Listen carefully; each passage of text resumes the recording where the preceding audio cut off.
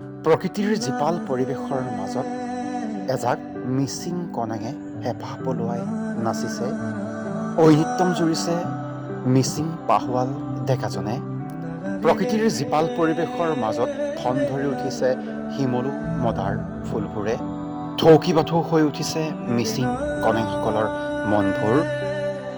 হেঁপাহেৰে বাট চাইছে পাহোৱাল ডেকাজনে ঢোলৰ চাপৰ মৰালৈ মিচিং কণেংজাকে। উৎসৱৰ আলি আই লৃগাঙৰ বাবে এইদৰে এতিয়া প্ৰস্তুতি চলিছে ৰাজ্যৰ চুকে কোণে। ডিব্ৰুগড় মধুপুৰ অঞ্চলতো দেখিবলৈ পোৱা গৈছে একেই ব্যস্ততা।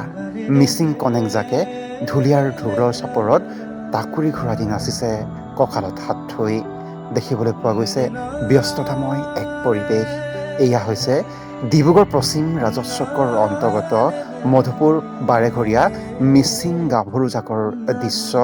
হেঁপাহৰ আলি আই লৃগাঙৰ বাবে এইদৰে প্ৰস্তুতি চলাইছে তেওঁলোকে। এক বৰ্ণাঢ্য পৰিৱেশে বিৰাজ কৰিছে সমগ্ৰ মধুপুৰ অঞ্চলজুৰি। মুঠতে ৰ'বলৈ যেন আজৰিয়ে নাই, কেৱল ব্যস্ততা আৰু ব্যস্ততাৰে মুখৰিত হৈছে ৰাজ্যৰ প্ৰতিটো অঞ্চল, প্ৰতিটো চুক কোণ। হেঁপাহৰ আলি আই লৃগাঙৰ প্ৰস্তুতি এইদৰে চলোৱা দেখিবলৈ পোৱা গৈছে বৃহত্তৰ মধুপুৰ অঞ্চলত বাৰেঘৰীয়া গাঁৱৰ ৰাইজসকলে।